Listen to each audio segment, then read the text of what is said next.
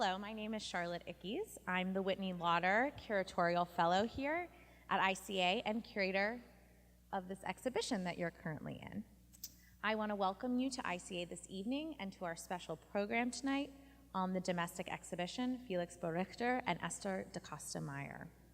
Before introducing our guests, I want to thank the Emily and Jerry Spiegel Fund to support contemporary culture and visual arts, the Lisa Spiegel Wilkes and Jeffrey Wilkes Family Foundation, and Hillary and Mitchell Morgan for making tonight's event possible. I also want to extend a huge thank you to my colleagues Alex Klein, G. Wesley, Derek Rigby, Paul Swenbeck, and Robert Cheney for helping plan and implement this special program in our gallery space. And Paul actually built this contraption so we could show the slides in here. I just want you to take note of some upcoming programs here at ICA. I'll be hosting a brown bag lunch at noon next Friday, March 19th, about how this exhibition came together, so please come by with your lunch. And then on Wednesday, May 31st, we'll have a screening night for our open video call organized by Meg Only. And as always, please check our website or sign up for our mailing list, which might be going around, to stay up to date on all our events this summer. This exhibition, Ginny Casey and Jessi Reaves, features new and recent work by two emerging artists. Some of the pieces, including the ottoman many of you are sitting on, were made specifically for ICA by Jessi Reaves, the sculptor. Bringing together 2 and 3 dimensions, flatness and volume, this exhibition occasions, or it is my hope it does, how Casey's paintings and Reaves's hybrid sculpture furniture meet on and through the language of decorative and domestic objects, many of which possess an enchantment or animacy that exceeds their original use. When placed near Reaves's sculptural furniture, Casey's canvases function as art and ornament, singular paintings, and one part of what could be a larger domestic decorative schema, department store vignette, theatrical set, or art installation. In the company of Casey's paintings, Reaves's works also enjoy multiple states as sculpture and furniture.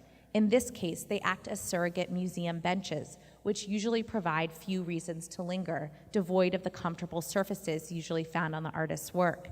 And Esther is actually sitting on one of Jessi's pieces right here.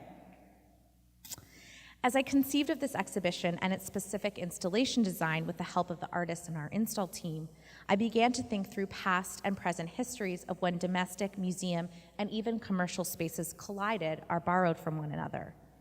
This historical backdrop is why we thought both Esther and Felix would be perfect speakers to help us consider questions around exhibitions and domestic space, particularly what the similarities and differences are between curating an exhibition and decorating a home, or how the legacy of modernism has shaped our current understanding of the relationship between art, design, and decoration.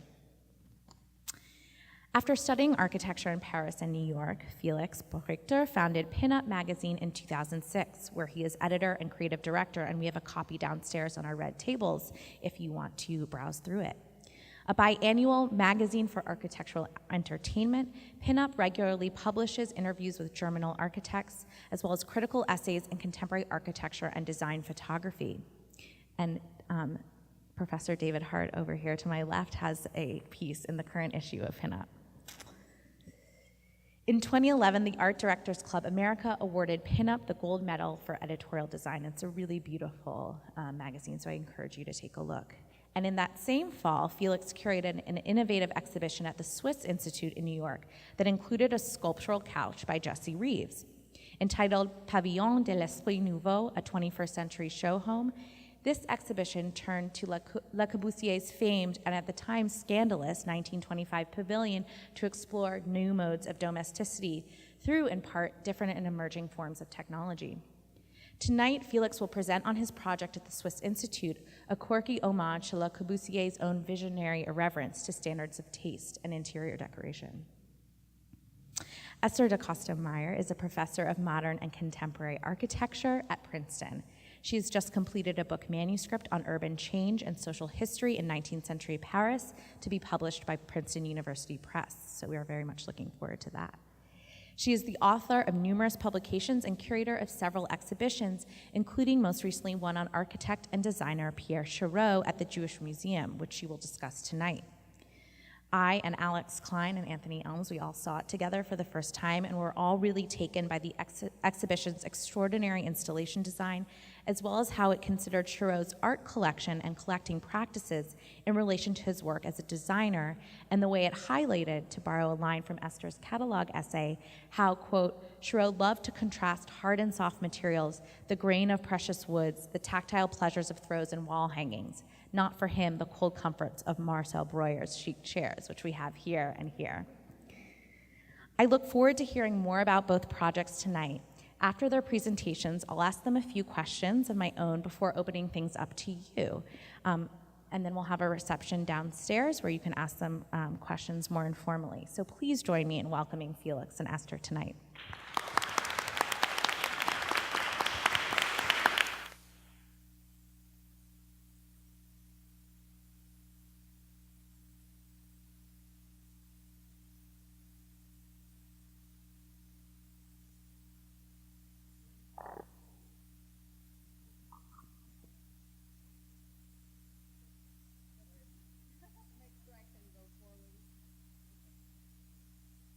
First of all, I want to thank Charlotte for the invitation. It's really real pleasure to be here, to meet Felix, whom I had not met before, but I had heard of from many sources. And I have to say, I was blown away with the show. This is really a very strong show, partly because they deal with things that I had to deal with my show and I couldn't solve. Putting two dimensions and three-dimensional things together is fiendishly difficult, and I found the work very compelling, and the installation, speaking of a curator now, is the task of the curator to make sure that the installation is more than the sum of its parts, right? And so I am just really stunned by the way that your hang brings out something that's both dialogic and I would say dialectical, because the works are different. There are visual cues that you can see, the ladder there, but it's more than that. And they keep their alterity, both of them. And so in that sense, I found it, I just really like the show. So you asked me to talk about Pierre Chareau, a very different kind of designer. He was a furniture designer, an architect, and an art collector. And that's why I had to, bringing art from another continent into the museum is always complicated, and you almost always fail. But getting art, showing art and furniture together was very difficult. So Chareau was very successful, at least until the Depression in 1929. And then, like all his peers, the so-called decorative artists, the word has very bad connotations today, after the Depression, their career tanked, because the princely class that could afford bespoke goods, all customized, was gone. And so they all downsized, they lingered, they struggled, and when they were beginning, by the dint of the force of reality, to face the need to mass produce, which of course they fought against all the time, when they were beginning, another catastrophe struck.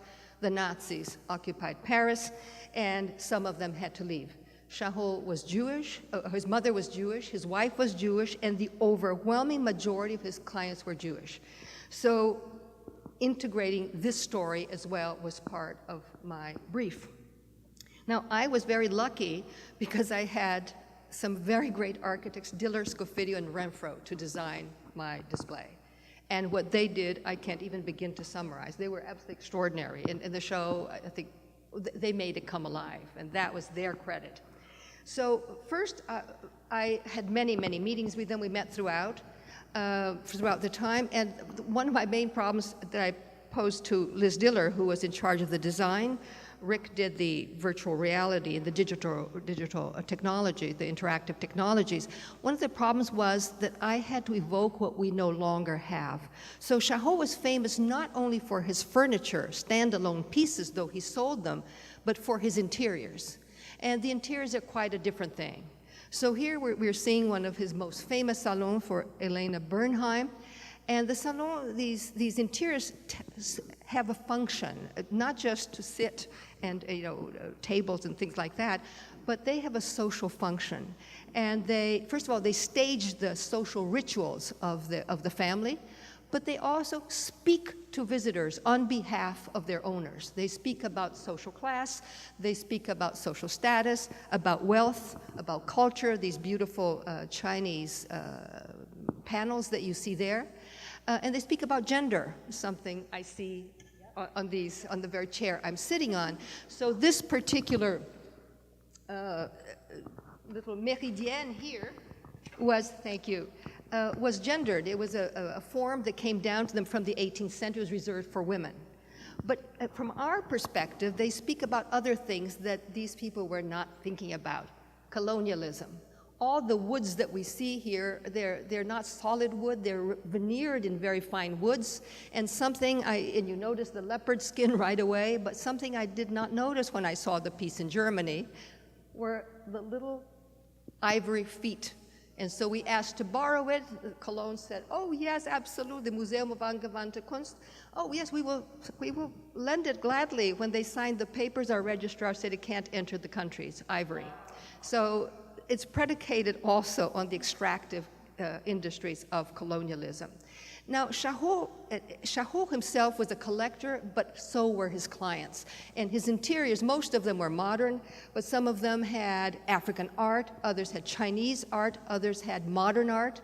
And you see that his whole preoccupation was to have a perfect integration of architecture, furniture, and art. Now, so that was, so this has gone, right? It's gone, but the interiors have all gone. There's not a single interior that has survived because once the original owners die, they bequeath the furniture to the children. The children die, they subdivide it even more.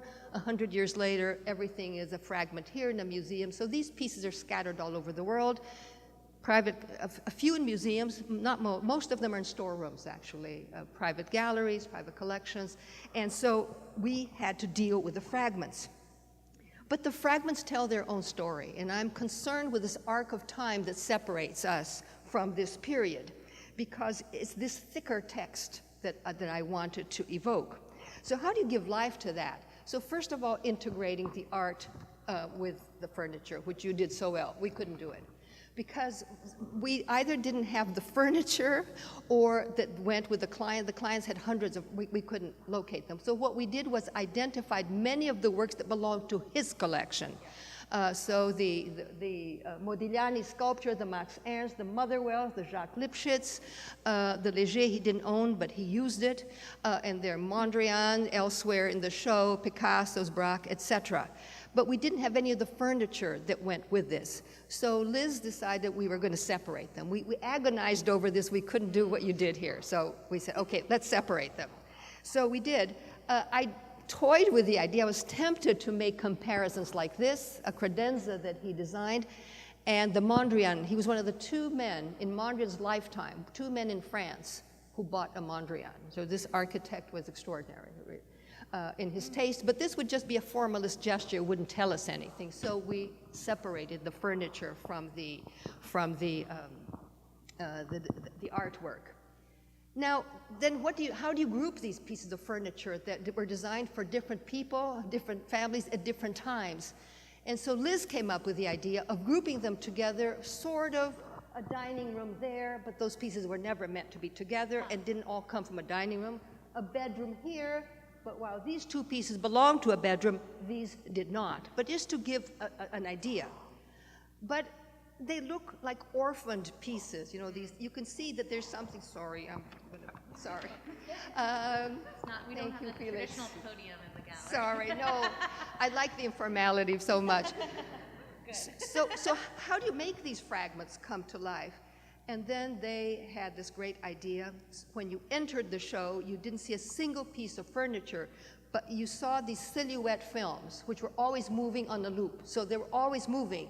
And what you see is men, women, young and old, going about their everyday life, domesticity, and doing things on Chareau furniture. So all the shadows you see here, this woman is putting her coat up, she's gonna sit down, have a cup of coffee, it's Chareau's table, a dog walks across, she looks at the dog, and so on. And on the other side, you see these curved screens, they become platforms. On the other side, you will see this exact furniture that's here.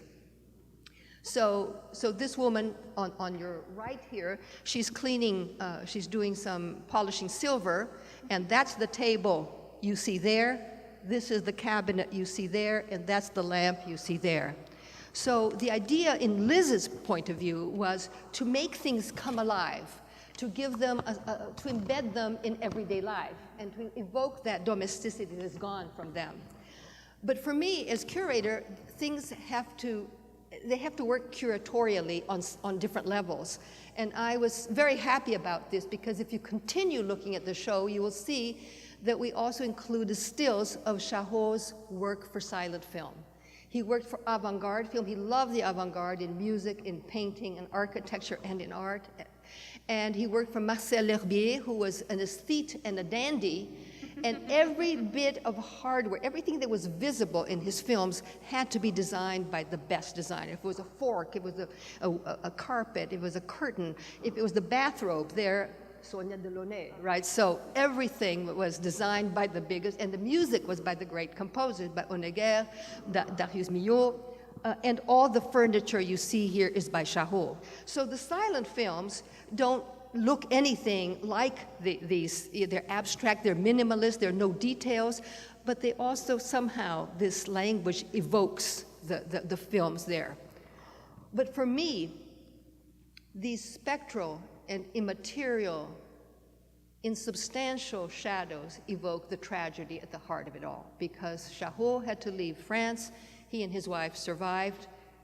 Many, perhaps most of his clients did too, many did not. So many of his friends perished at Auschwitz. Friends, neighbors, clients, friends of clients, family. One of the artists he collected, some survived the camp, 2 of his clients did. And so these fragments now, the furniture continues to tell stories, but they don't tell the same stories they did when they were part of those interiors. They're eloquent, mute but eloquent witnesses of the tragedy that happened here, and they speak to us of the diaspora of both people and things, and they encode that history. So for me, that was very important. So then I also wanted to evoke, however, the interiors, because we only have black and white photographs I thought I had it, sorry. We have black and white photographs of the interiors as they were, but black and white photographs don't give texture, they don't give color, and I wanted to evoke that. But at the same time, I am personally, congenitally allergic to the period room. I mean, it's a different, usually they're shoehorned in a museum, and we're glad they survive, but they're usually, see, there are no windows anywhere. So it's rigor mortis, you know, it's just deadly. And so how do you evoke these interiors in a way, how do you make them alive for the 21st century? So the fragments we could show in this other way. And so here Rick Scofidio, I think it was his idea, decided to use virtual reality. And so, which I think we're going to hear about from Felix as well. And so virtual reality, we had to take a lot of license. So at the end of the exhibition, you had a room where you had we reconstructed 4 Jewish homes, that is 3 Jewish homes and 1 of their gardens. And what you see there is you see the furniture, the pieces of furniture that either belonged to that family or were close enough. Each of those 4 black corners has furniture that belonged to there, but we also had to add a few other pieces. But if you put on the goggles, you would see in front of you the actual pieces. And if you put on the goggles, you would find yourself, you wouldn't see this, you would find yourself inside the room of that room, and you can go around it with 360 degrees, which I'm going to ask Charlotte to do in a minute. So, I'm sorry? And so this was what we wanted to do. So the interesting thing about virtual reality is this is equally a fiction. When I say that the period room is a fiction because it's, you know, it's dead, it's deadly, dead and deadly, but you know, it survives. But I have to say these are also fictitious because we didn't have all of these pieces that belonged to the interiors. So here we have, for example, what we had to go on. We had an interior by André Kertész, with the living room of the Chareau family. Chareau's wife was a remarkable woman. She was also one of the great art lovers. So you have Picasso's, Braque, Lipschitz on the wall. And this is the virtual reality part. So you could roam around as you will in a minute. And so they took great poetic license. As you see, the photograph ends here, but they added a room with a Chareau. And so this was the way of showing what are our tools of cultural appropriation and mediation today.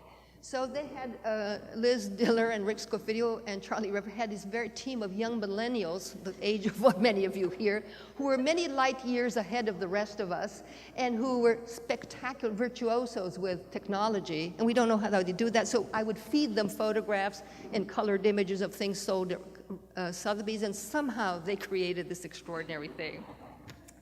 So curators, they helped us do an interior for the 21st century that would make sense, but I understand that it is also a form of fiction. Now, curating an exhibition, as I found out in this very difficult one, means that you have to include everything you can within the means that are given to you, within the space that is given to you, while trying very hard to avoid closure. Because an exhibition is never an end point, but it's always a new beginning. And so this is where you're going to come in and help me. Okay. How do we get out of...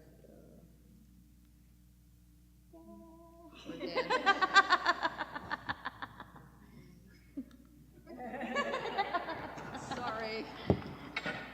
I'm not one of those millennials that is good with technology. You are a millennial. You are. I am, but I'm not a millennial good with technology. Well, that's better than being a non-millennial, not good at technology.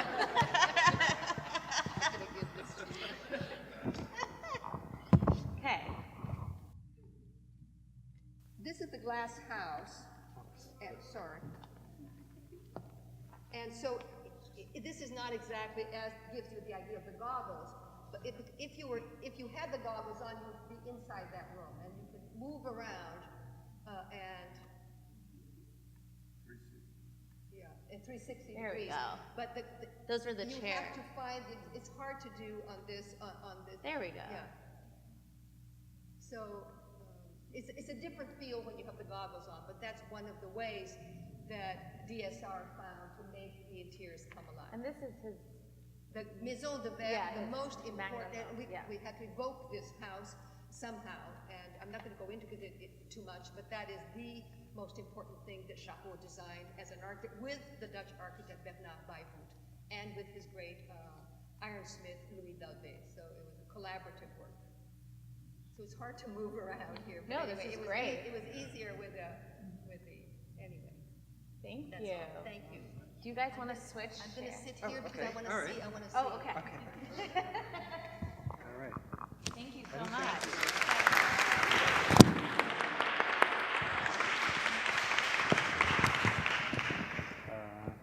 Well, first of all, I would also like to thank Charlotte for the invitation. This is incredible to discover this exhibition and to be invited here together with Esther, whose show I absolutely loved. And I'm going to tell you today about a show that is a little bit further back, 2 years ago. And I actually realized that I'd gotten a little rusty after, Charlotte, when you asked me, I had to go back to a lot of the notes from 2015, which seems like another era. This is what's really interesting also, I just realized, is that what you did here is, like I said, is incredible, and it's especially difficult putting two artists together and finding that right, like you said, that finding that dialogue that works. And it's equally challenging to work with an architect and a designer who has such a rich legacy, and to find new ways of showing them, and in a way that is comprehensive to an audience, an American audience that doesn't really know so much about them. In a way, what I did was much easier because it was a group show. And I was asked by the director of the Swiss Institute, which is actually an unusual space in New York City. It is not a museum, but it's also not a commercial gallery. It is a cultural space that shows mostly, that's dedicated to contemporary art, mostly, and is partially financed by the Swiss government. And in 2014, they started their annual architecture and design series. So the first show, actually, this is the, I think I have to do this manually. Oh, okay, great. How'd you? Oh.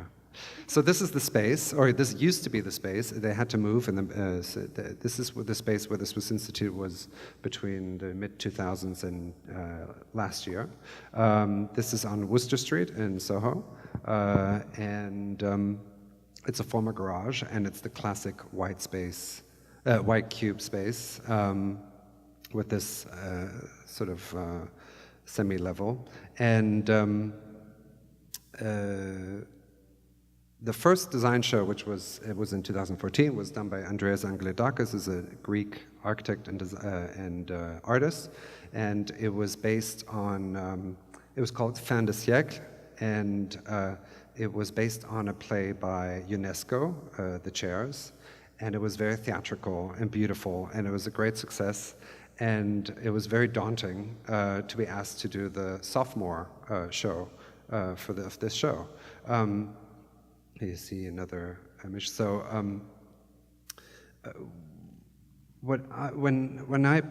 as I said, it's a group show, and I wanted to do it with contemporary designers, and I was very interested in the idea of the show home.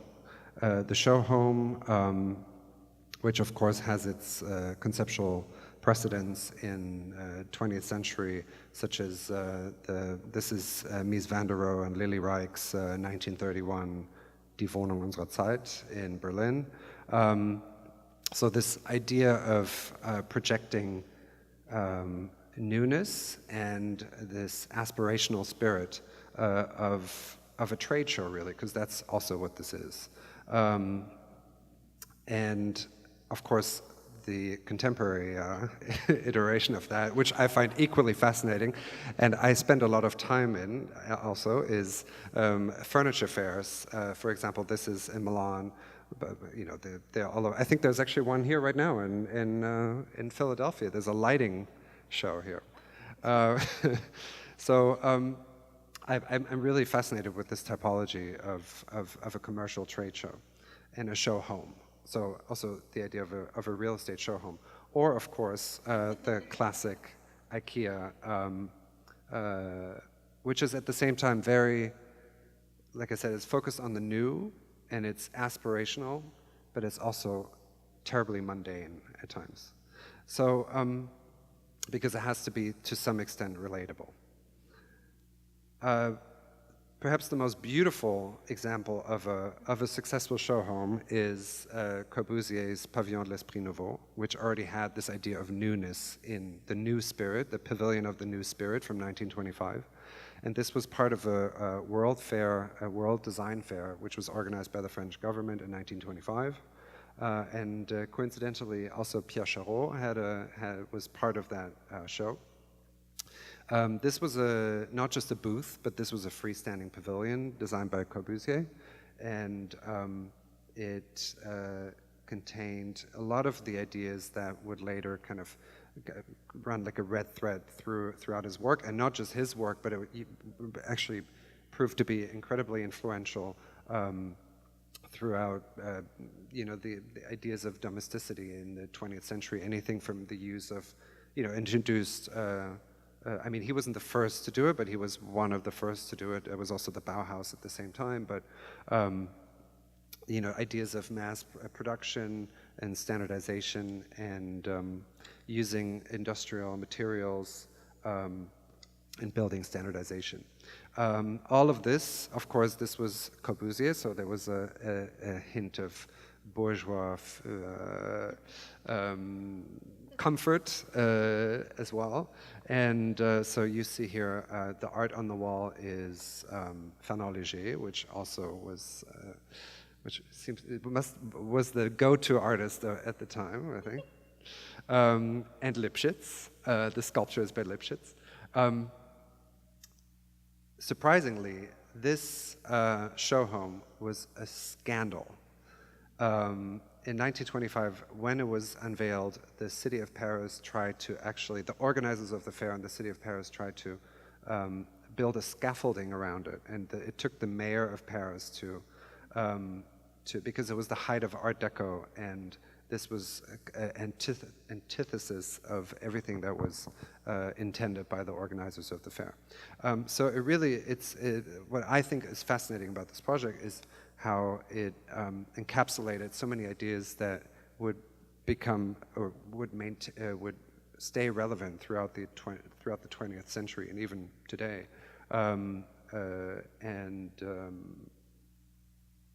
but it'd be so scandalous at the time.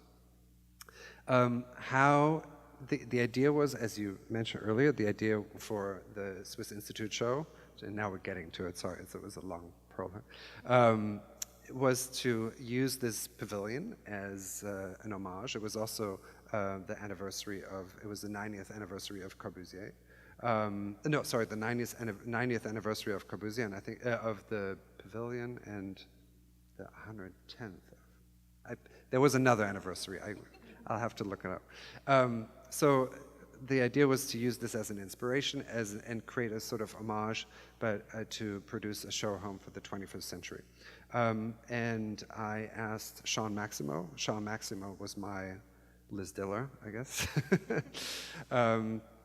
who helped conceive, he's an architect, and helped conceive the design of the show. And originally we wanted to create part of the architecture of the pavilion within the space of the Swiss Institute. But very quickly, the idea of creating something for the 21st century, we turned to the idea of creating digital environments, and in fact using what is actually very simple technology, which is the green screen chroma key technology, which it's actually been around since probably even earlier than the 70s, but it's been used very frequently for, every weatherman stands in front of one of these. And to use this as a means to actually not have to create physical spaces by using digital projection. So this is the entrance of the show. So essentially, we transformed the 21st century we decided that in the 21st century, the white cube is now a green screen. So you entered the space, and here you have beautiful pieces. This is a bench actually by Jessi Reaves. Yes. And she would actually kill me if she knew this image was shown, because she didn't approve the pillows on the sofa. But don't tell her. Then the crystal lamp is by Christian Wassmann. He's an architect. It was so the mix the pieces that were shown were by 30 different artists and designers. So it was a mix of both. And the criteria for the selection of the show was that they would meet some level of innovation, whether it's material innovation or fabrication. And so every piece in the show uses some form of technology that was not available, at least not widely available for industrial production before the year 2000. Hence the 21st century show home. As you walk through, so here's some examples. Some designers, to the left you see a cane made from ultralight carbon fiber by Leon Ransmeyer, who created this specifically for the show, actually, keeping in mind an aging demographic, who will increasingly make use of gadgets to in day-to-day life. On the right, this is a seating object by Aranda Lash, and I would have to look up why this is the innovation of this piece is the fabrication in one single piece of metal, but I would have to look that up again. LED lighting, which also didn't really become industrially available until the year 2000, or after the year 2000, which is surprising to think about. Then 3D printing a chair by Guto Requena, a Brazilian artist, who 3D printed this gazelle chair by Lina Bobardi. And it's deformed through the use of a soundscape recorded in São Paulo. So the city of São Paulo distorted this 3D printed chair, and it's a beautiful homage to Lina Bobardi. One of the artists in the show was Sean Raspet, who created 2 Soylent flavors for the kitchen, because the space didn't really have a kitchen. We decided that you could really get by just by using feeding yourself. No, what's the word? Nourishing yourself through Soylent. And then this is a bar cart, which also doubles as a medical cart. Marley Moule. Okay, so this is another view of the show, and you see here on the wall where there used to be the Fernand Légers and the Corbusier paintings in the original pavilion, you now have flat screens. And these flat screens are with each zone. There were 6 different zones in the space. They were kind of loosely based on how we, on the concept of bedroom, living room, dining room, although they had a lot fancier names. They had these, which were inspired by the wellness and sort of aspirational wellness spaces, such as Serenity Gateway, the Soft Surrender Lounge, which is what you're seeing right now, and I believe the dining room was the Soul Collation Center. So the important detail here is, in fact, these 2 cameras, and there were 8 cameras throughout the space.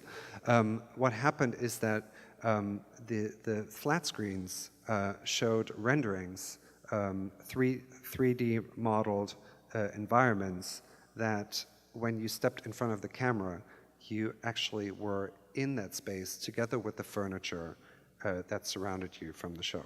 And there's images to come that will make it a little bit clearer. It's technologically, it's actually a lot simpler than what the VR solution in the Pierre Chareau show, but it has this uncanny effect that you are in a space but are completely transported with all your surroundings and everyone around you into another space. So what you see here is, imagine sitting on the Jessi Reaves sofa, and all of a sudden you're no longer in the green space on Worcester Street, but you're sitting in a desert patio with solar-powered windmills. So this happens equally in the Soul Collation Center in the dining room, where instead of in this green space, you are actually in a space, and notice that the legs of these Jasper Morrison chairs are also painted green, which makes them floating. And the beautiful thing about the show was that just like we can hear, that all the furniture was free to be used by the visitors of the show. Here you have the bed by Rolu, and this is what you saw. In fact, actually, this is what you saw. You were on the bed, and then you saw yourself laying on the bed in an underwater panic room.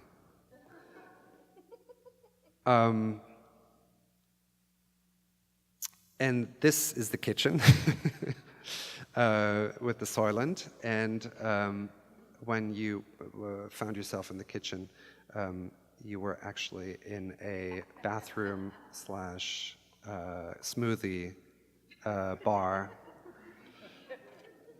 Now, of course, as you can imagine, this was very popular with Instagram. And this ended up being one of the most Instagram show. Well, it was one of the most the show at the Swiss Institute that had the highest number of visitors. But perhaps more importantly, nowadays, it was the most Instagram show. And the result was actually a very strange one because, in a way, it was a showcase. The show was a showcase for contemporary design, for contemporary designers, and for material and material innovation. But it was also kind of on another level, a very schizophrenic scenario between digital escapism and surveillance, and the fact that everybody so deliberately and willingly, voluntarily uploaded their selfies into onto their Instagram, onto their Facebook, and social media in general, and post in front of the cameras, in front of their own cameras, being surveilled, was an interesting parallel also to something that Siegfried Gideon said about the original Pavillon de L'Esprit Nouveau, which it was a piece that he wrote in 1947, and of course 2 years after the end of the Second World War, and it was a commentary on this fascination and surrender to mechanization. The book is of course called Mechanization Takes Command, and concluding also with Corbusier's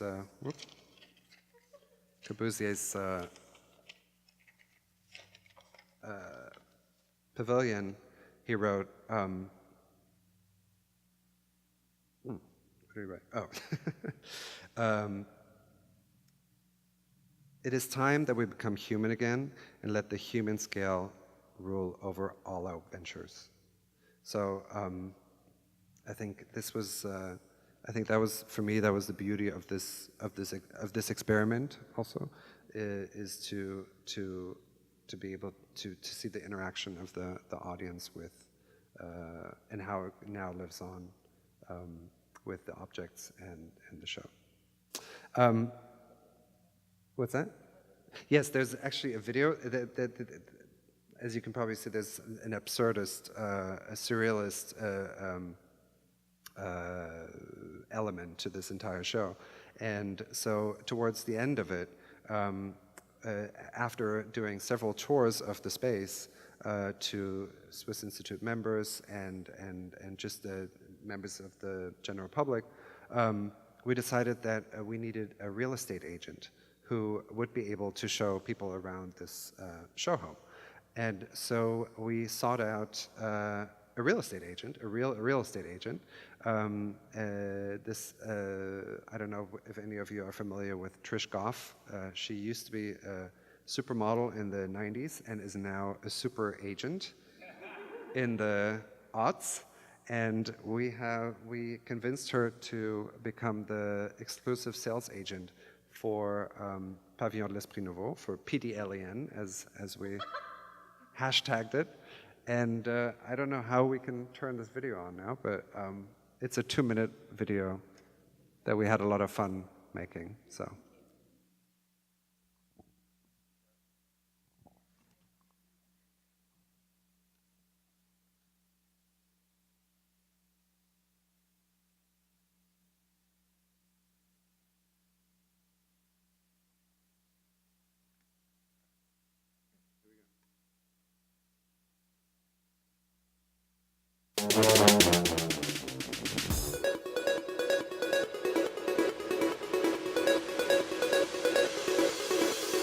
My name is Trish Goff, and I'm the Director of Sales for the 21st Century Home. I'll be giving you a tour of our model show home today. In the model show home, you'll see that every unit will feature extra high ceilings, wood-burning fireplaces, multiple exposures. We also have outdoor space as well, and great closet space. Normally, we would be removing our shoes for this tour. However, I'm not going to do that today.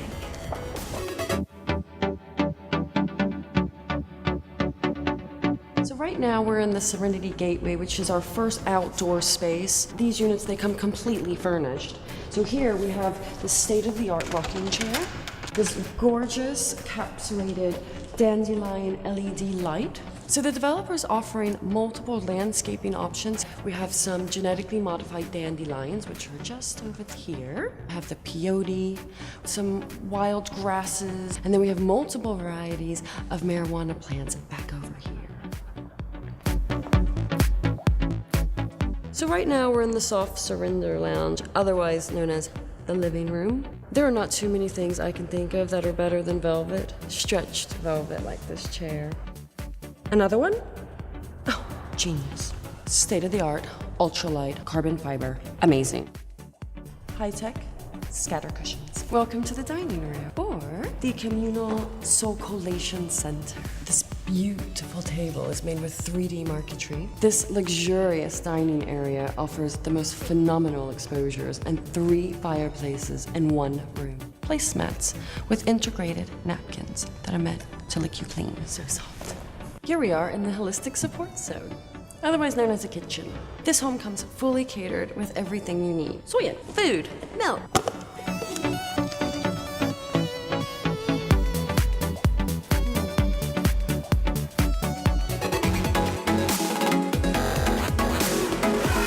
Now welcome to the highlight of our tour, the Temple of Dreams.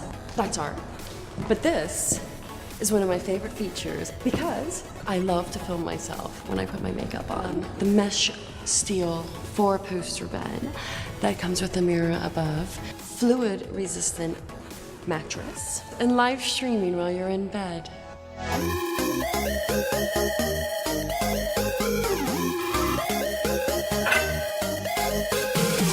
Yes, Simon. As of right now, we have 5 accepted offers, 11 signed contracts with deposits given. I know it's amazing, but you know me. Everything I touch turns to sold. Take care. Bye.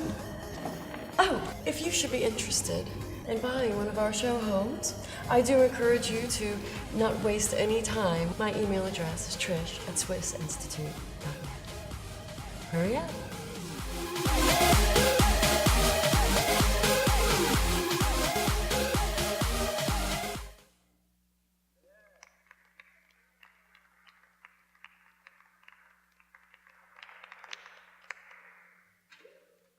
Flying.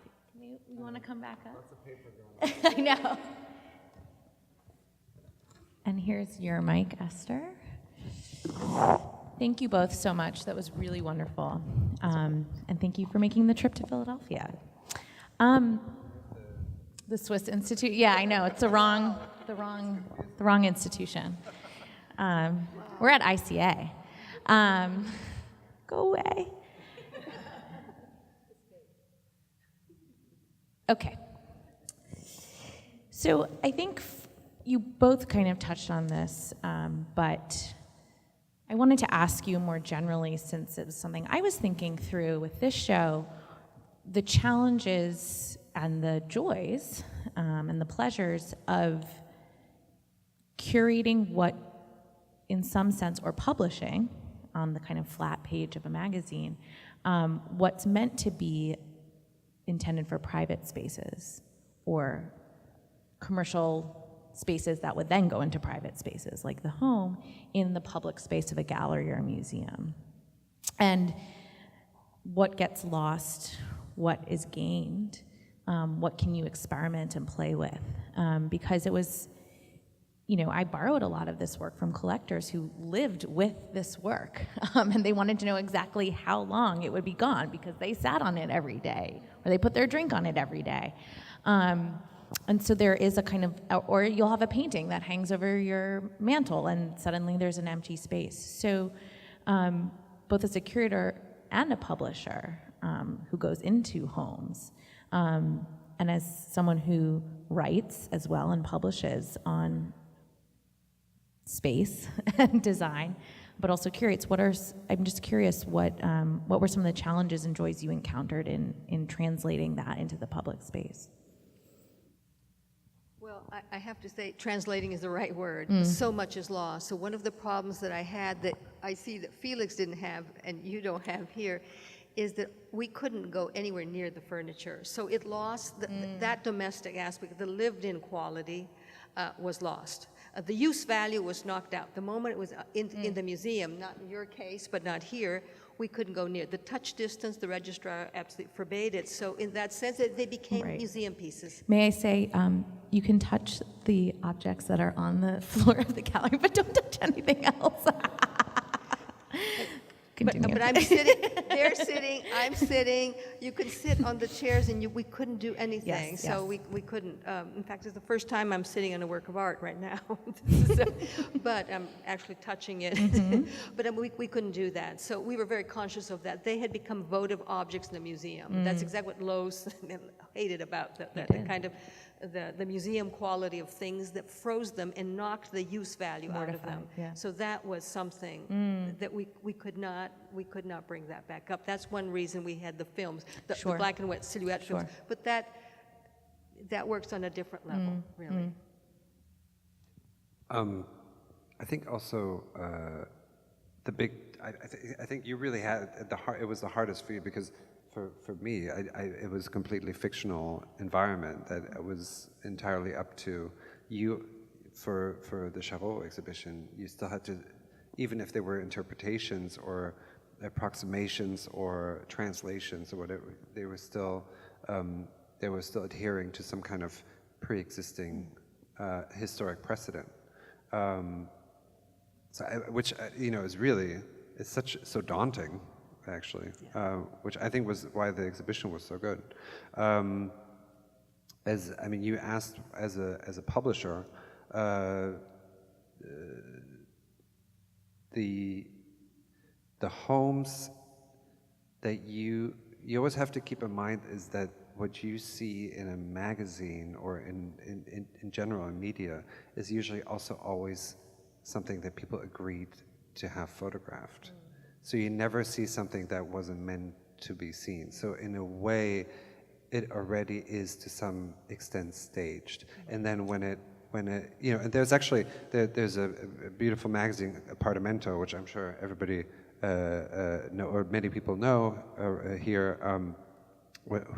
Their point is precisely to actually photograph apartments that aren't two-staged. But even then, it's people agree to have their homes photographed, and they wanted to have them photographed in a certain way. And people come in and help stage it for them. And people come in. Well, that's a whole nother, and that's actually, for me, that was the fascinating thing about the show home, is that it's a whole industry that is entirely dedicated to staging homes, whether it's the real estate industry, whether it's what we saw, the trade show circuit, or just retail spaces. So that I thought was so fascinating, and actually you expressed your horror at period rooms. I really like them, but actually for the exact reason that you hate them, because they're not authentic. There's an element of camp for me. When you go to the Met, it's almost like you're walking through someone's fantasy of what life was like, but it's completely distorted, even if it's meticulously restored. It's never the real thing. So this element of artifice, I think, is. I guess what I'm saying is that you never see the real thing, or the real thing is always fake. Right. Yeah. Kind of playing off of that, Felix and Esther, please feel free to chime in, because you had a very playful, the kind of fictional aspects of the exhibition was really playful and sometimes humorous too. But humor seems to play a big part, at least in that video, for sure. and just the names of the rooms, and the way humor or reverence intersects with taste and lack thereof. And thinking about this show, like Jessi talked about this in terms of its kind of gaudiness, its distastefulness. In terms Craggliness. yeah. And so I'm wondering how humor, taste, how those kind of questions combine, at least, you know, how you were thinking about this show, if it did, and also your practice at Pinup. Wow. Big question. I think it plays a big role, specifically for PDLEN, PDLEN, Plym.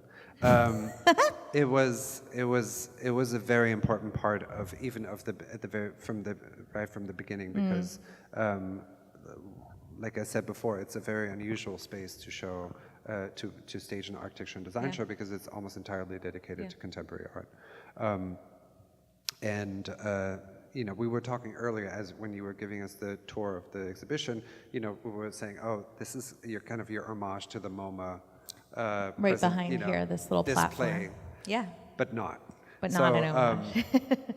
So I don't want to say subvert, because we did more than subvert. I think it was actually a complete counter, you know, sort of the antidote to the very pristine design show, where also you're not allowed to touch anything. So I think that already was, and part of that was, of course, also a sense of humor. But yeah, how important is, I think actually Chareau, when you visit the Maison de Verre in Paris, there's all these little details which makes you think that either the owner or Chareau had a very wicked sense of humor, in the way that, you know, you have these little openings where you can't hear the wife, you know, and you shut the wife out when you want to take your nap, and then, you know, but then there's this little opening where you talk to the secretary, and it's very, I think it's to me, the way I choose stories or subjects for pinup, I'm usually drawn to things that have at least a sub-layer that doesn't always take itself too seriously. Yeah. I mean, that's my hope in this show. Like, there is a serious kind of feminist politics throughout this show. The chair that Esther's sitting in, maybe we can talk a bit more about that. But there's a real playfulness to this. Like, that table is called Smush Butt Table, and it's pressed up against the platform, and there's like little tushies in the painting and chatty forms. So there's a real kind of playfulness here that I think is in both their works. There's a real seriousness in the work, but there's seriousness through that very kind of playfulness and humor that I wanted to certainly bring out in the exhibition. Or like those two green chairs back there are staring at a lamp/blank wall. I didn't put a painting there intentionally because you're supposed to put a painting there, right? But you're just staring at a blank wall. But some wouldn't you say that some of the humor that we see in Jessi Reaves, for example, is it's at the expense, I mean, deliberately at the expense of the modernists and the high modernists, right? So maybe we can talk about the chair you're sitting in. Yeah, which would be a really bad dream for Yeah, that's what Breuer, you're right? saying. The last thing this macho artist would want was this flamingo pink, with the magenta pink tactile dress put over it. But it was interesting that Felix showed the Pavillon de Esprit Nouveau, which I didn't know you were going to do that, because when I saw this ottoman, I thought precisely of the ready-mades that he found, the tonnet chairs, which you showed, and the rugs that you showed, which he bought off the sidewalk. They were considered very kitsch in their time. And so, you know, it has this here, but they subvert it because you can't sit on precisely on the Breuer that is there, or the little bench. I mean, you can sit on it, but it'd be very difficult to do. You'd give your back. So there are all these little digs at the high modernists. So there is an element of joyousness, playfulness, ludicness, and a subversion Right. of this language. I mean, like we said, she's having a lot of fun at the expense of Marcel Yeah. Breuer. And I mean, maybe we can talk a bit about Breuer, contemporary of Corbusier, but coming from the Bauhaus tradition, where he was a student and then teacher, producing the very chairs that we're sitting on that have now become kind of signifiers of taste in the domestic environment. The chair, you can see it here without the cover, but it's these kind of very emphasis on structure, on industrial materials. There's a kind of sheen to them. There's no superfluous elements. Everything has a function and a reason, right? And it's efficient. There's no kind of, not really many kind of surface decorative elements, and it's a kind of rejection of the heavily upholstered furniture of the Victorian era. Well, I think unlike the interest or the irony of pieces like Corbusier's or Breuer or many of these from the 20s and 30s, and unlike Chareau, they were actually intended to be mass produced. Exactly. They used mass production Right. as a with the intention of creating something for the Affordable, the masses. yeah. Right. Even if they weren't necessarily. Right. And I think And now design is not within reach.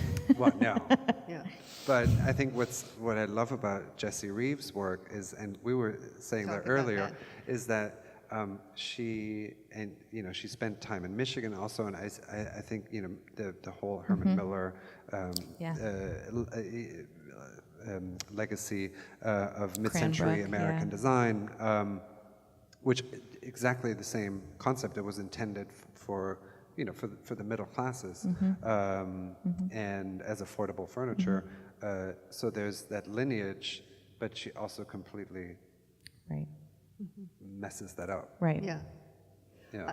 Yeah, I think that's true, and particularly the chair, the chaise longue, which is right behind us right now, with this allusion to Corbusier and Perriand, except, as Felix were saying, those pieces in tubular steel that they designed ended up being bespoke goods, highly expensive. They had to be done by hand. They were customized. They were meant for mass production, but it took decades for the French industry to do what the Germans did. For what the Werkbund did, was to put them Even in. Privé was not. Yeah, exactly. They had to wait till the 60s at least, something like that. I'm actually curious about because here we have this dialogue between the furniture and the art, which was created by you. You introduced the two artists.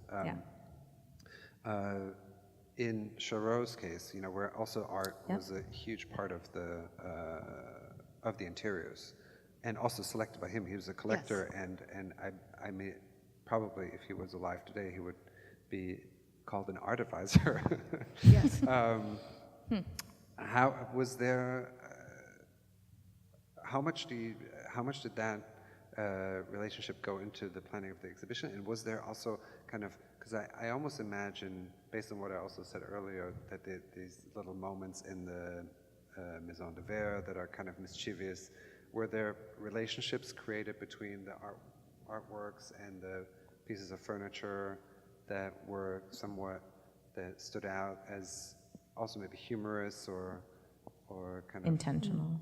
intentionally humorous and these kind of, I know you separated them for a very good reason, but Yeah, we lost some of that because it was hard for us to pair. We could pair a few, and it becomes a real formalist thing, but we couldn't keep it up with all the furniture we had.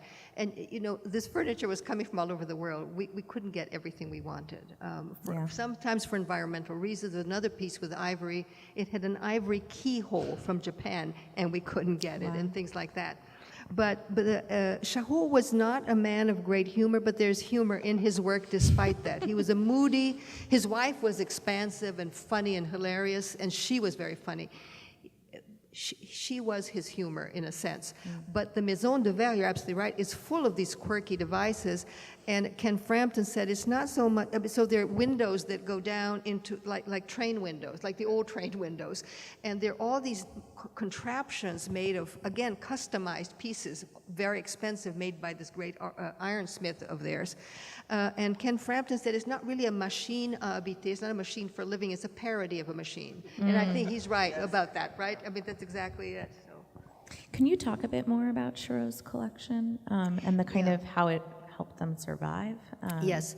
So Chareau and his wife Dolly, who was a real intellectual, began collecting the art. They were never wealthy, but they began collecting art. We haven't identified everything. He owned a Chagall. Chagall lived in France at the time. And he owned Paul Klee, which they sold to buy tickets to come out. But he used art to brand his interiors. That is, he showed, all these designers showed their work in salons annually. There were two big salons, one in the spring, one in the fall, Salon d'automne, and they would show them. And Chareau's living rooms or bedrooms or whatever he chose to design always had Léger, Picasso, Lipschitz, Modigliani, and he used them to brand his art, and he was the only one who did that. They weren't all his, but sometimes he borrowed from his friend Léger, from his friend Picasso, etc. He used them as a way of saying, this is me. I believe in avant-garde art, but he used it also to equate design, what was known as decorative art at the time, with high art. He wanted to elide that difference, and for him, showing art and furniture was one way of achieving that goal. It's one of my favorite images from the catalog, which I'm actually going to include in my catalog essay for this show, is that Lord and Taylor study.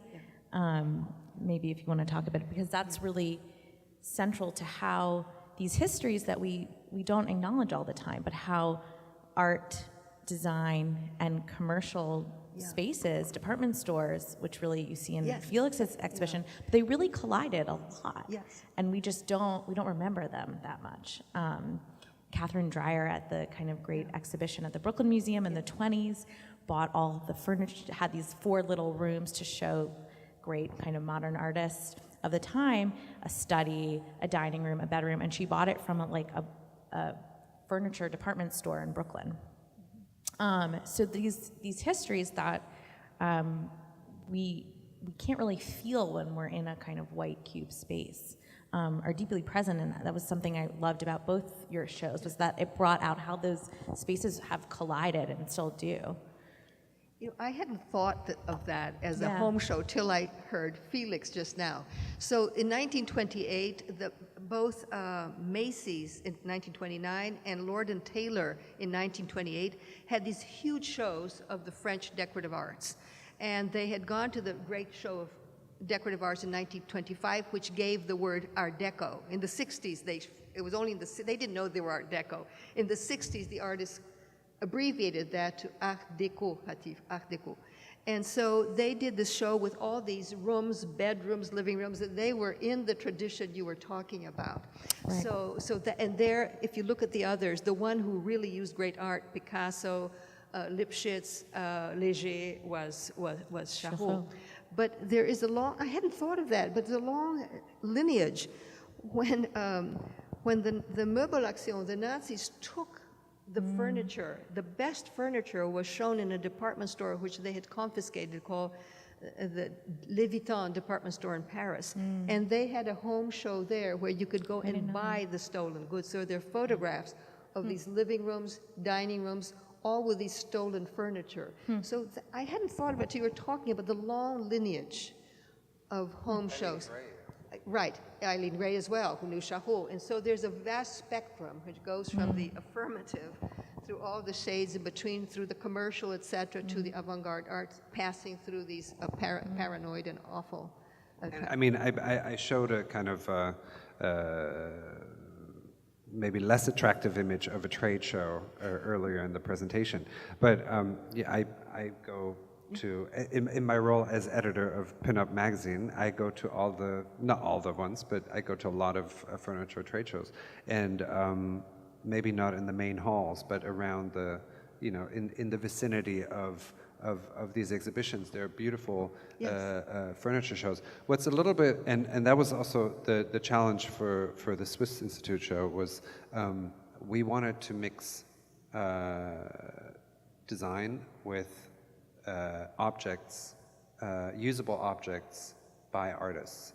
And it wasn't entirely without controversy, because there's galleries and you know, so the artists are very careful in which, more so, designers don't have a problem at all with that, but artists are very careful in what environment they want their work to be shown, and understandably.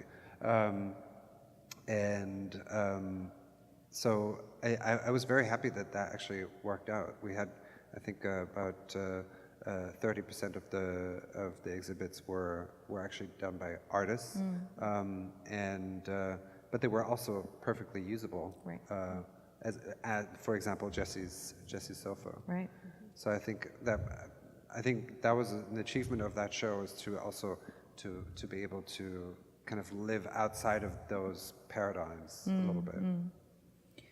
Well, on that note, I think it's time to... And same for this, by the way. Sorry to interrupt. Yeah, no, yeah. Open up the floor to y'all. So please feel free to ask our guests questions. We have about 15 minutes or so, and then you can talk to them more informally downstairs, where there's some bites and wine. So please raise your hand. There should be a mic going around. Liliana? I would like to come back to the issue that you have described as a question of using or not using the objects. And I would like to look at it in a different perspective. When you look at it historically, you go back to the 18th century, Johann Friedrich Herder defined sculpture as something you can touch. The great difference between painting and sculpture is touch.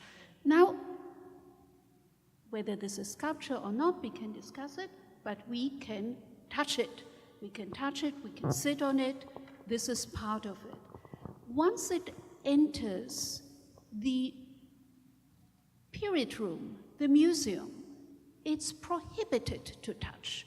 You can look at it, you cannot touch it. But as a matter of fact, you have added yet another layer to it because of the virtual environment. So it's no longer touch or prohibited to touch, but impossible to touch.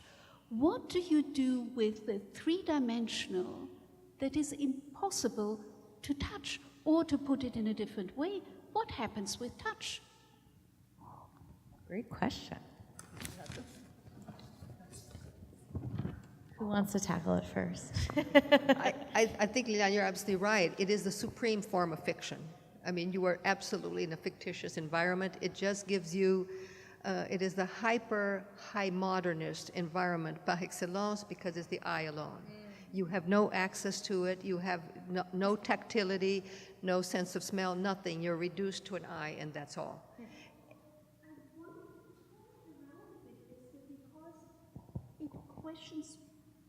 It asks us what sculpture is now. What sculpture is? Yes. What is the three-dimensional object now? Not just if I can't touch it, if I'm prohibited to touch it, but if it is impossible to touch it. How can I define the dimensionality without touch?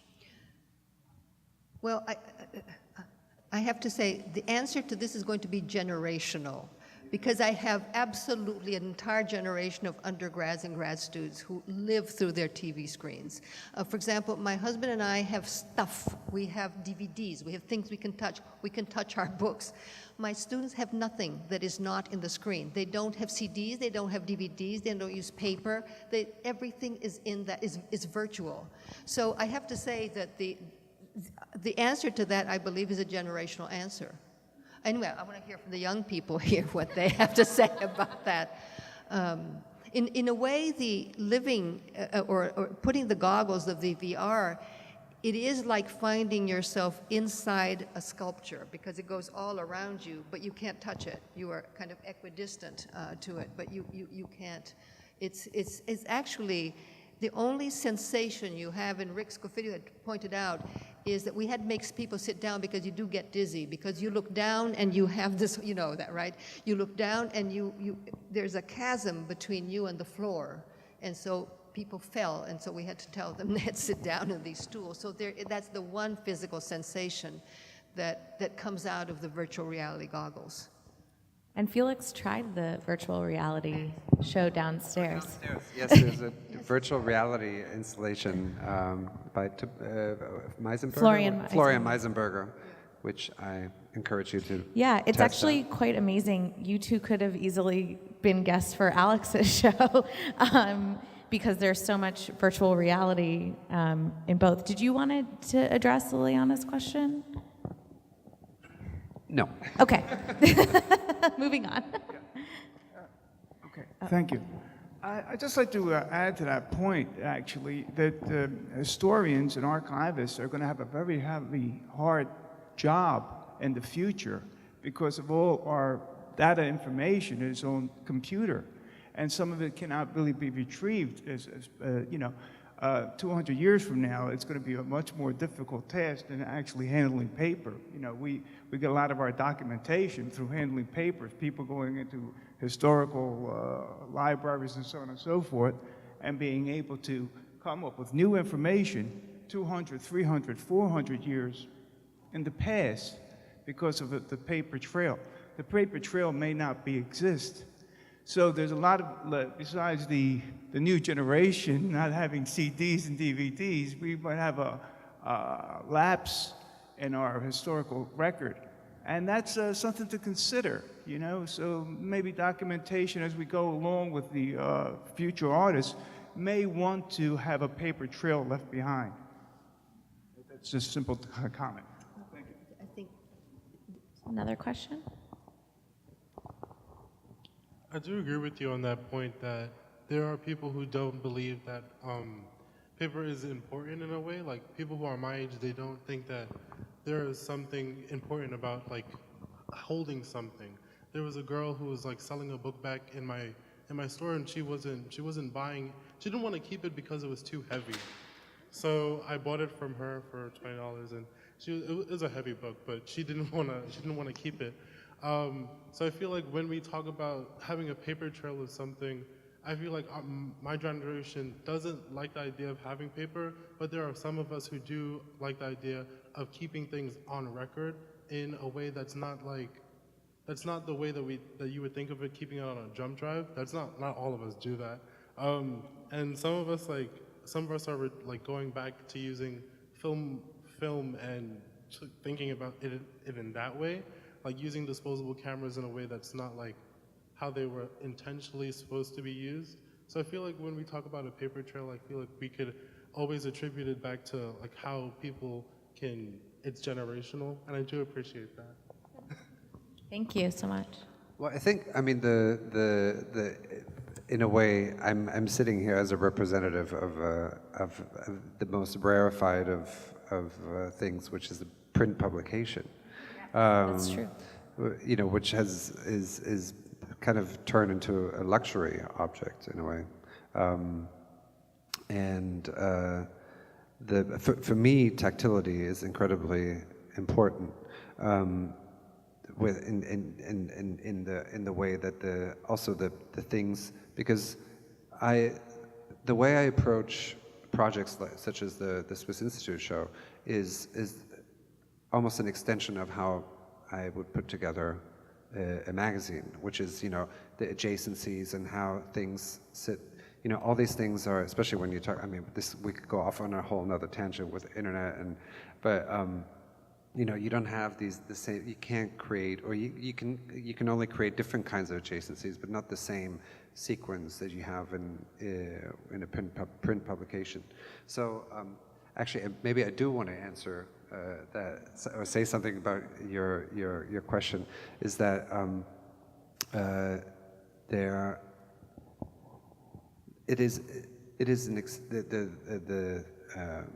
three-dimensional and the digital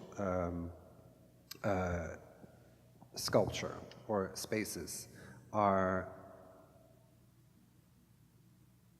in support of something that is tangible, tactile, and actually, you know, that real, that you can touch. But I think it will never fully replace the sensory experience of the touch of a hand or of the body. So I think it's important, and it's an important support, and it will only become more important, but it will never entirely replace. Yeah. Sorry. Okay. Juliana? I just wanted to cite or note a great article by a woman named Anne Helen Pedersen, former media scholar turned BuzzFeed culture reporter, who actually tackled this kind of issue through furniture recently in a piece thinking about the relationships between millennials, old millennials or current millennials in whatever form, and furniture through couches specifically. How her grandparents' couch was traveled through her family and moved states, and the way that my generation, millennials in general, relate to furniture in such a different way. And so there are conversations about this kind of, the aspirations about it, the ephemerality. It's not meant to last anymore, and we don't need it to last. We don't want it to last. So encourage everyone to read it on this subject. Well, I think that there's a great essay by Beatriz Colomina, the Century of the Bed, and her argument is, of course, I mean, very simplified, but the argument is, of course, that the bed is the one piece of furniture that can't be rationalized away. You will, even if your living space is, you can, living spaces get smaller and smaller, but the one thing you will always need is a bed. I mean, I think they're actually also working on rationalizing that away, trying to get people to be awake 24 hours, but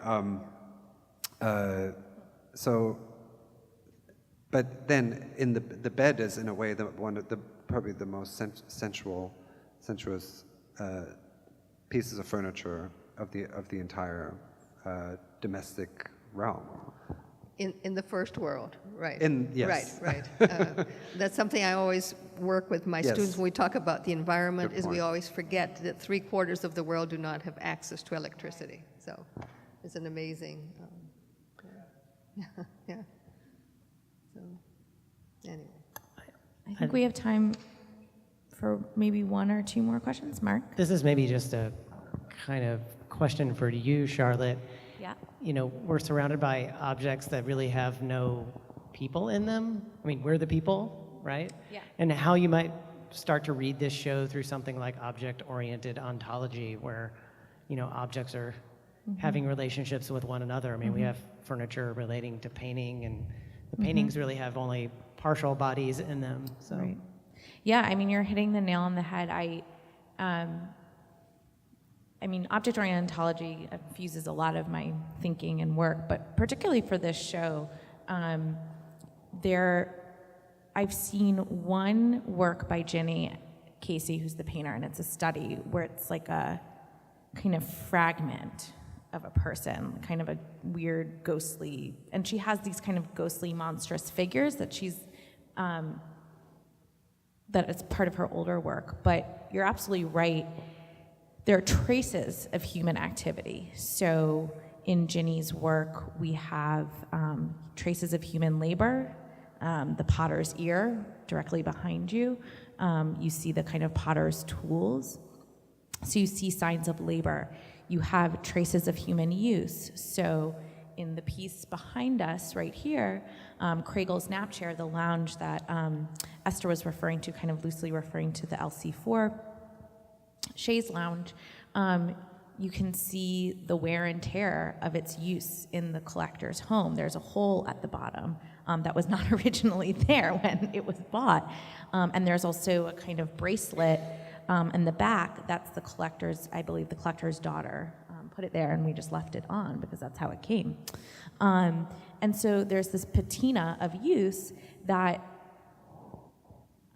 modernist iconic furniture attempted to repel, right? It's eternal, universal, ageless forms, which of course is a fiction in and of itself. This kind of feminizes, eroticizes what should be a kind of neutral form, right? And so there's traces of human activity. You see these, like you said, Mark, these hands, but the hands, the feet, the fingers, they become objects in and of themselves, equivalent to the other so-called inanimate objects on display. And then, of course, you have these kind of still lifes come to life. So objects are misbehaving, a saw is slicing through a table and a painting behind there. The table is like a smushed butt, so there's an anthropomorphism, there's an animality. So there's a life to these objects. And we, the people, are kind of incidental, which I like. And then finally, I love this piece, Shelf for a Log. You see the kind of cane chair seating that she's ripped from the Thonette chair, or Boyer chair. That's a log that she made. But I love the idea that you give a log a shelf, right? Yeah. Like, that's kind of absurd. If you've ever lived in New York City, you're not gonna give a log a shelf. You're gonna give your books your shelf or whatever crap you need to store. But this idea that like an obdurate object has the dignity to have a shelf is something I really like in this work. So it's really central. It's really central to this show, in fact. I'm actually curious whether you were ever tempted to complete the headboard with a mattress. Bed? Yeah. You know, Jessi has another headboard. So some of these works live in Jessi's home, the artist. Jessi has a headboard that's another headboard, an older piece that I love that's hanging above her bed. So I don't actually think it functions as a headboard. I think it functions as like if you would hang, I don't know, I'd have to ask her, but I know it's above her bed somehow. I doubt she would want that, but she deliberately hung it at headboard height. So you can see if you come around after it's hung lower than a lot of the shelves that she has, because she wanted it to evoke the headboard. So no, I think a lot of this work is, I think if we maybe had put a mattress there, it'd be too mimetic in some way. But I also like that it's both a headboard but also functioning as like an artwork on a wall because it's so flat. Any other questions before we? Oh yeah, it's 8 o'clock. Oh wait, Iggy has one question. Be quick, please. It's not short. He's a friend, I can say that. It's not short, so deal. So actually, I have a fairly kind of abstract question also for you, Charlotte, but also the panelists. And one of the texts that I'm thinking of is also one that I know you looked at, which is Diana Fuss's Sense of an Interior. I believe that's the title. And I'm actually just curious if you have any thoughts about the status of interiority, because I think, you know, on this topic of like the porousness of boundaries, when we're thinking, or traditionally, at least I tend to think of like interiors, like architectural interiors, with somehow really bound with a sense of like maybe bourgeois kind of subjectivity, the interiority of like an artist's room, for instance. And here that's kind of completely kind of inside-outside. It's almost as if what we have thought of as interiority is displaced perhaps in the kind of, you know, Instagram exterior, which you can't even think about it spatially. It's almost like volatile topology. And that seems to be things that also historically gets, you know, cast into a different register with your work and this one. So I'm interested in kind of this, how important this sense of interiority is, or how we see it changing based on, you know, this work with interiors. I think that's a very, very important question. As I said, the interiors are all gone in our case, and so we realized that we had to evoke them in some way. We use virtual reality for that. As I said, virtual reality doesn't evokes them, but as a different fiction about them. And so we tried to show the life of the fragments and what the fragments say. But the fragments are no longer seen through the eyes of the donor. The men and women who commissioned these interiors had a say in the matter. So they blur the ideal of authorship. Chareau, yes, Chareau designed it, but they had ideas of their own. The people who designed, who actually executed, the craftsman who worked for him, he was a designer, not a craftsman, they had part of the authorship as well. That's all gone now with these fragments. And so that sense of interiority, that sense of boundedness is gone when you're bringing together pieces that exist in private galleries and museums and storerooms and occasionally in people's homes. So that's gone. But I think you put your finger in that in my case, because I was dealing with art that was created, or furniture that was created 90 years ago, 80 years ago, not a single one remains. And so in a sense, the show was also, whatever else it was a requiem for these interiors that are no longer there. Well, I think I'm interested in the idea of interiority with regards to this aspect of surveillance, or this schizophrenic situation that the exhibition show, where you're in your home is also, you're inside, but you're actually also outside. You're you're in your home, but you're actually in the street, or you're in your home, or you're at work, and this deliberate and this willing performance of your own privacy. I think that's a completely new way of living interiority, and I still haven't really figured it out either yet. But I think that was one of the things that we were trying to tackle with the exhibition as well. And I'll answer your question over wine and cheese. So please thank me please thank me. Please. You're welcome.